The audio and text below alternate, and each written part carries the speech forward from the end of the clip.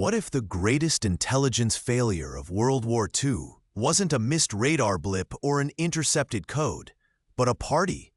A dance hall pulsing with swing music, filled with American women singing and dancing, became a critical blind spot for one of history's most formidable intelligence apparatuses.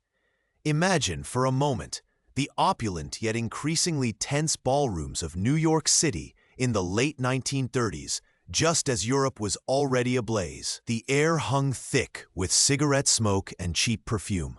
A lone figure, impeccably dressed, but with eyes too sharp for the revelry, watched from the shadows. He heard the brass section blare, felt the rhythmic stomp of feet, and smelled the gin on every breath. This was Lieutenant Colonel Nikolaus Ritter, head of German intelligence in the United States, Abwehr II, operating under the guise of an executive for the North German Lloyd shipping line. His mission: understand the American soul. His reports, dispatched to Berlin between 1938 and 1941, painted a picture that would tragically mislead the Third Reich. Over the next 28 minutes, you'll see exactly how this scene of apparent frivolity became a monumental strategic error, and why it still echoes in the halls of power today. The German intelligence network in America, though seemingly sophisticated on paper, was fundamentally flawed by an ideological lens.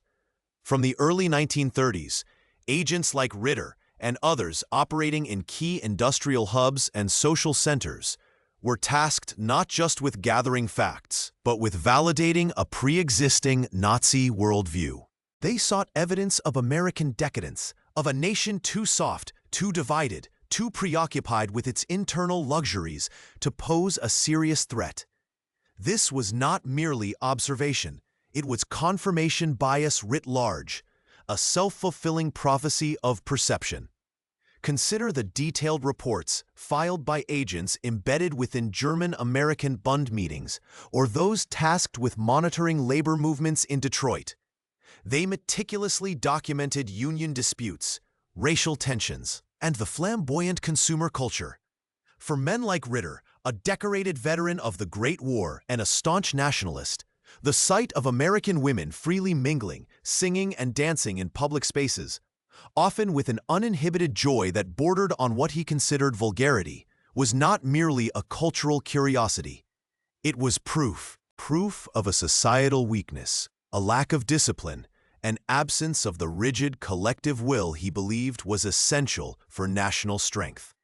His observations, initially just anecdotal details, began to coalesce into a powerful yet profoundly mistaken narrative. These reports flowed directly to the Abwehr headquarters in Berlin, specifically to Admiral Wilhelm Canaris, the enigmatic head of German military intelligence. Canaris, a complex figure, often harbored his own doubts about Hitler, yet he relied on the field reports to inform his strategic assessments. The data coming from New York, from Washington, D.C., and from the industrial heartland consistently reinforced a dangerous conclusion. America was a paper tiger. Its vibrant, seemingly chaotic social fabric was seen not as a source of resilience, but as a symptom of national disunity and a lack of martial spirit. The spies witnessed the symptoms of freedom, but lacked the cultural framework to diagnose its immense, latent power. They saw the jazz clubs and the ballrooms, heard the laughter and the music, and interpreted it through a prism of their own rigid authoritarian ideology. What they perceived as a nation adrift in pleasure, oblivious to the gathering storm, was in fact a society exercising the very liberties it would soon mobilize to defend. This fundamental misreading wasn't an isolated incident. It was a pervasive pattern. The intelligence gathered was meticulously factual in its surface details. Agent Rudolf Hecht, for instance, in a 1939 dispatch from Chicago, described a frenzied enthusiasm for swing music at a public dance, noting the unrestrained behavior of young women. Hecht, like many of his counterparts, failed to connect this perceived lack of discipline with the underlying dynamism of a free society. He saw a nation distracted, not a nation drawing strength from its diverse, self-reliant populace. This wasn't merely a failure of cultural understanding. It was a failure of strategic imagination. What might seem like trivial social observations were, in the context of global conflict, being weighed on the scales of war. The implications of these misjudgments were staggering. The German High Command, receiving these filtered and biased reports, grew increasingly confident that America would be too slow, too divided, or too preoccupied with its internal luxuries to intervene decisively in Europe. This ideological lens prevented them from understanding that the very freedoms enjoyed in those dance halls and social gatherings were precisely what millions of Americans would ultimately fight and die to defend. The arsenal of democracy wasn't built on rigid discipline alone, but on the ingenuity and sheer will of a people who understood implicitly what they stood to lose. If you were a German intelligence analyst reading these reports in 1940, what would your assessment of America's resolve have been? What would you have advised your commanders? Let me know in the comments. Your reading changes everything that comes next. The challenge for any intelligence analyst, then as now, is to see beyond the immediate data, to pierce through the veil of cultural assumptions and ideological dogma. Yet for the Abwehr, especially under the increasingly pervasive influence of Nazi ideology, this was a luxury they could ill afford. Their mission was not merely to observe, but to confirm. Adolf Hitler himself, in his private conversations and public speeches, consistently dismissed America as a mongrel nation, a land of materialism and superficiality, utterly devoid of the Volksgemeinschaft, the unified national community he championed.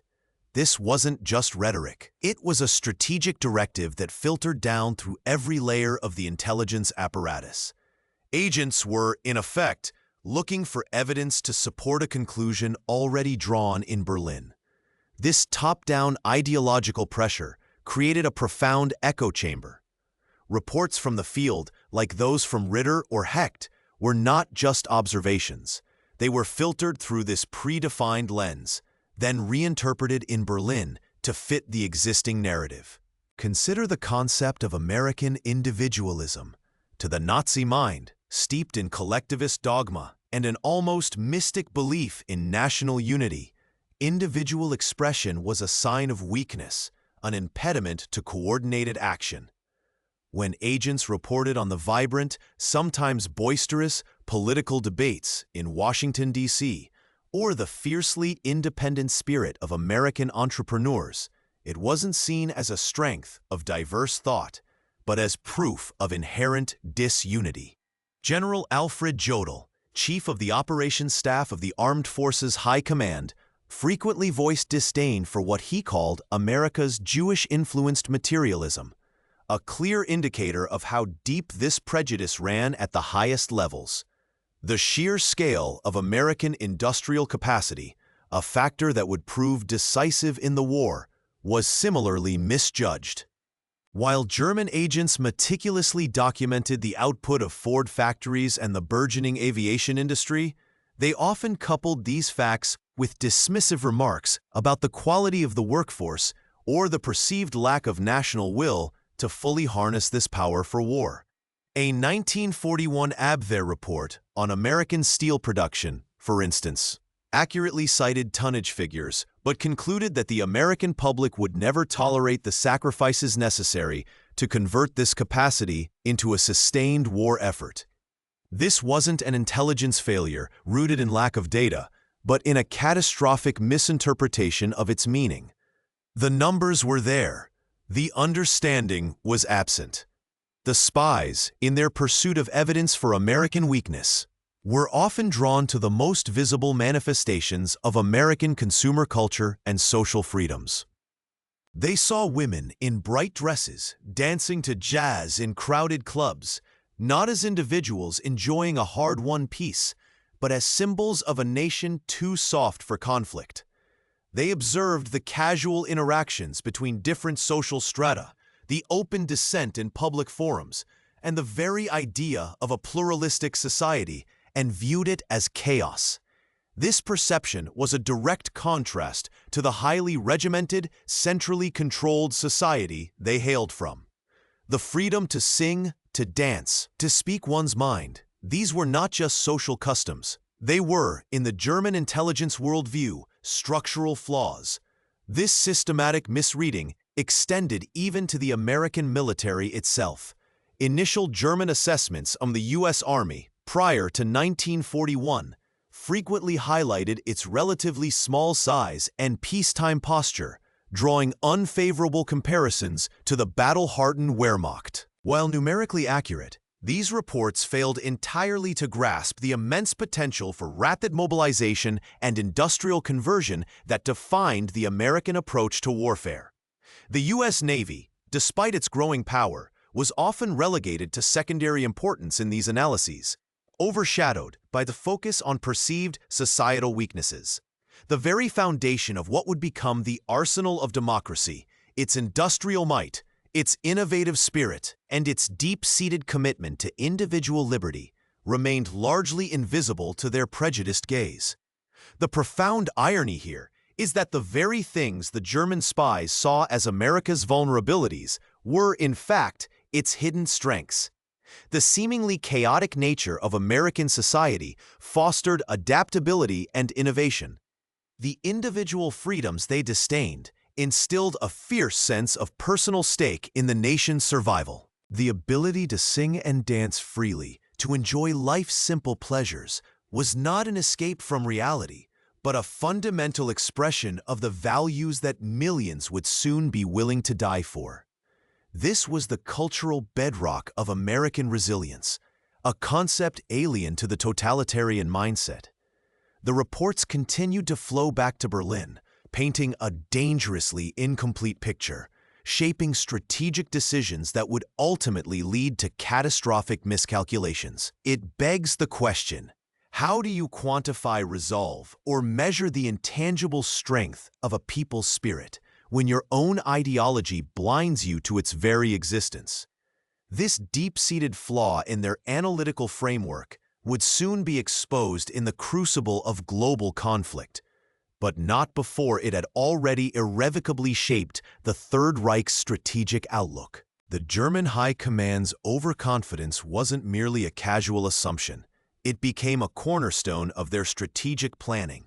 They genuinely believed that by the time America could shake off its perceived apathy, Europe would already be a Nazi fortress.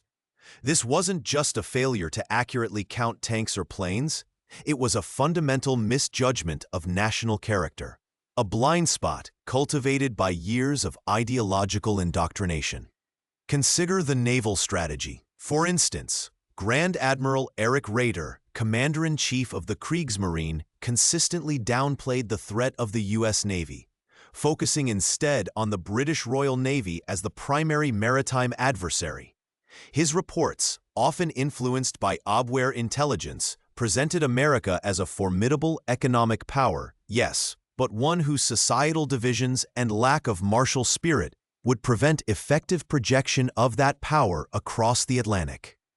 This assessment, documented in numerous staff meetings throughout 1940 and 1941, directly informed the allocation of U-boats and surface raiders, prioritizing immediate gains over long-term containment of a fully mobilized United States. The very concept of the arsenal of democracy, articulated by President Franklin D. Roosevelt in December 1940, seemed to fly in the face of everything German intelligence reported. Roosevelt spoke of America's commitment to supply the Allied powers to become the great producer of war material. Yet Berlin's analysts, viewing this through their distorted lens, saw it as mere political posturing, a rhetorical flourish designed to appease interventionists without the genuine national will to back it up.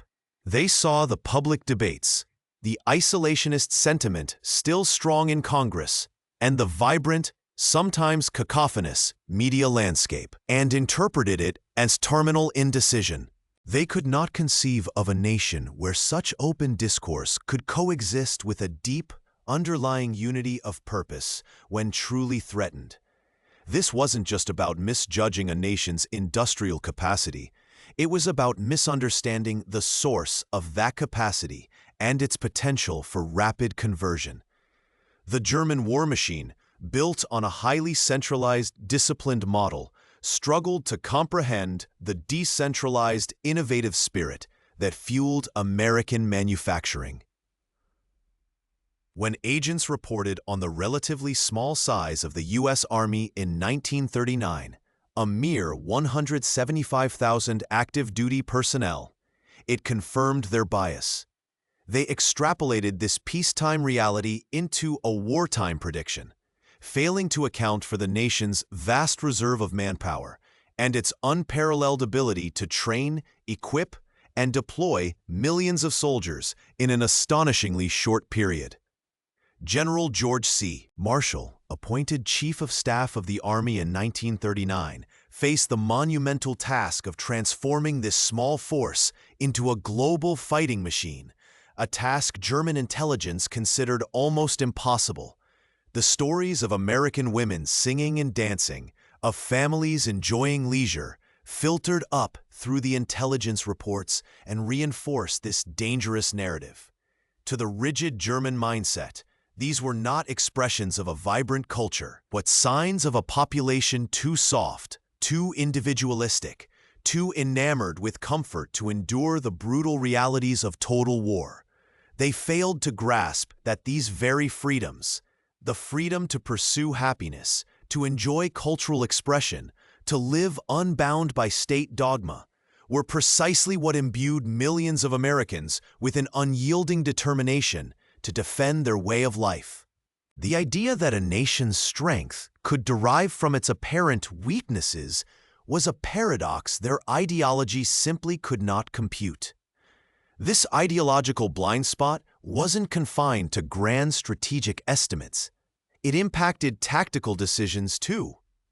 Consider the German U-boat campaigns in the Atlantic, especially after America's entry into the war in December 1941. Initially, these campaigns were devastatingly effective against Allied shipping.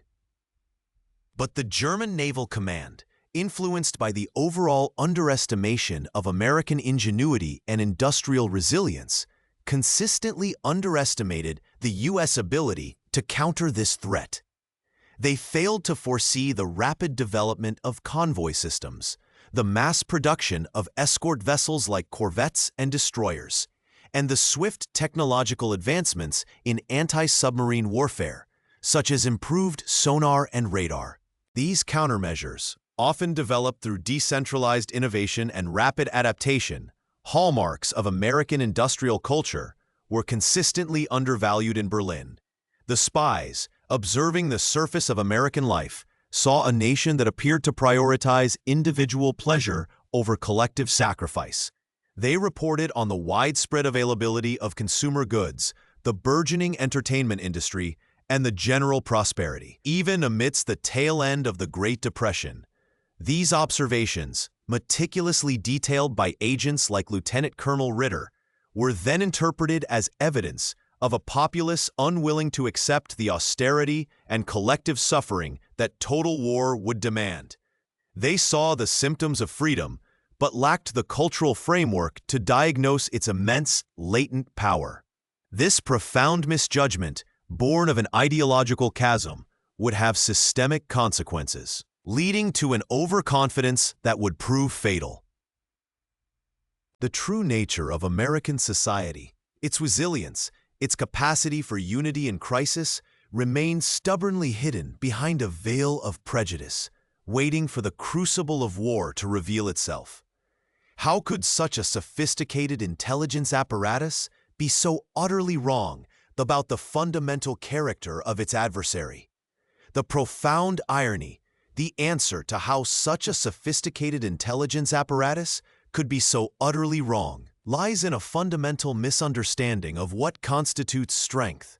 German intelligence, steeped in a worldview of centralized control, rigid discipline, and collective sacrifice, simply could not conceive that true national power might emerge from the very elements they dismissed as chaotic and decadent. They observed American women singing and dancing, not as an expression of a vibrant, free society, but as a symptom of a nation too soft to face the grim realities of total war. This wasn't just a misinterpretation, it was a conceptual chasm. The unexpected insight, the turning point, is this. The perceived weaknesses of American society were in fact its most formidable strengths. The freedom to pursue individual happiness, to engage in lively social gatherings, to express dissent, to innovate without direct state command. These weren't distractions from a looming conflict.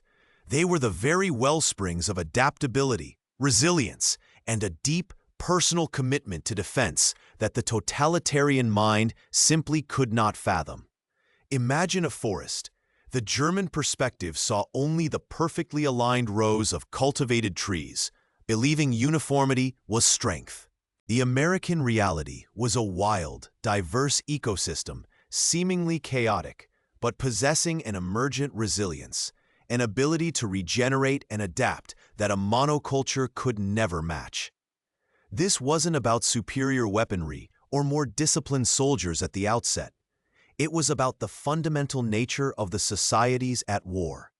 Where Germany relied on top-down directives and meticulous planning, America thrived on decentralized initiative and rapid problem-solving. This manifested dramatically in industrial production. Consider the legendary Liberty ships. German intelligence reports had painted a picture of an American workforce too individualistic and undisciplined to achieve the necessary output for a global conflict.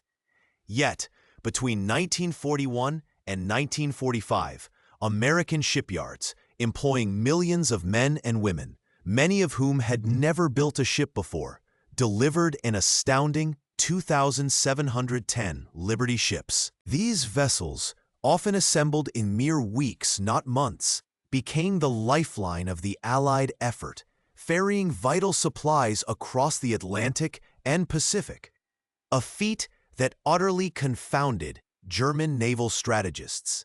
Their own intelligence, which had dismissed the unrestrained behavior of American women in dance halls, never connected that same spirit of personal agency to the immense, innovative power that built these ships.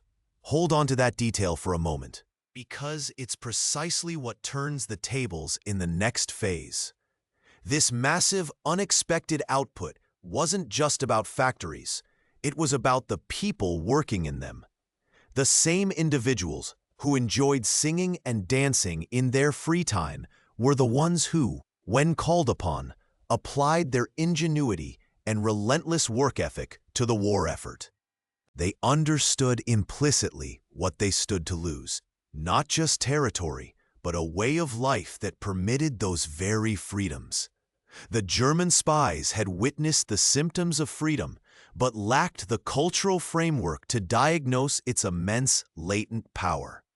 This failure to grasp the profound connection between a free society and its capacity for wartime mobilization directly informed German strategic miscalculations, particularly concerning the sustainability of the U-boat campaigns and the eventual Allied invasion of Europe. They anticipated a slow, cumbersome response. What they got was an industrial tsunami. The reports from Ritter and Hecht detailing social frivolity became a testament to a blind spot that would prove catastrophic, shaping their perception of American resolve even as the nation was quietly, relentlessly gearing up for war. The real shock for the German High Command wasn't just the sheer volume of American production, but the speed and ingenuity with which it was achieved, a direct consequence of the very cultural traits they had derided. This massive, unexpected output wasn't just about factories, it was about the people working in them. The same individuals who enjoyed singing and dancing in their free time were the ones who, when called upon, applied their ingenuity and relentless work ethic to the war effort. They understood implicitly what they stood to lose, not just territory, but a way of life that permitted those very freedoms.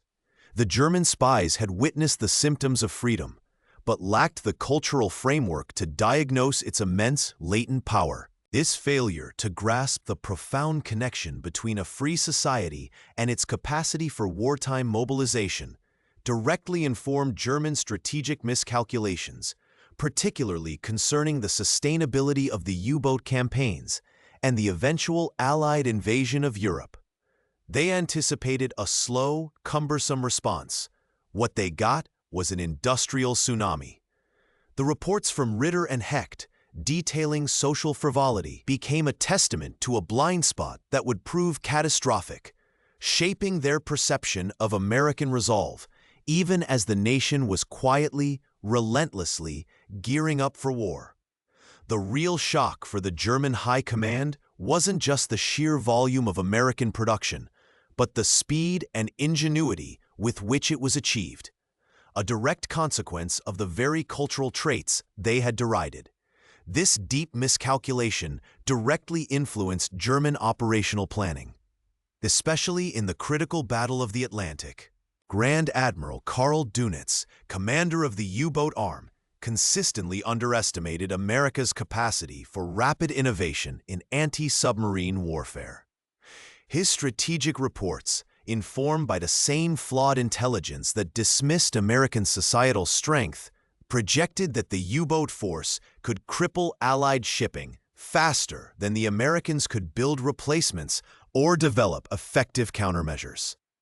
This was a direct echo of the earlier misjudgment of American industrial potential and national will. Dönitz believed the U-boats could achieve a decisive victory by 1943, based on attrition rates that failed to account for the astonishing speed of American shipbuilding and technological adaptation. They saw the individualistic American sailor not as a disciplined warrior, but as a product of a soft society. Yet, it was these very sailors, often young men from diverse backgrounds, who quickly mastered complex new technologies like high-frequency direction finding, HFDF, or HFDUF, and advanced sonar systems. These innovations, rapidly deployed and continuously improved, began to turn the tide against the U-boats. By mid-1943, the German submarine fleet, once the terror of the Atlantic, was suffering unsustainable losses. In May 1943 alone, known as Black May, 43 U-boats were sunk, a stark and brutal refutation of Berlin's earlier intelligence assessments.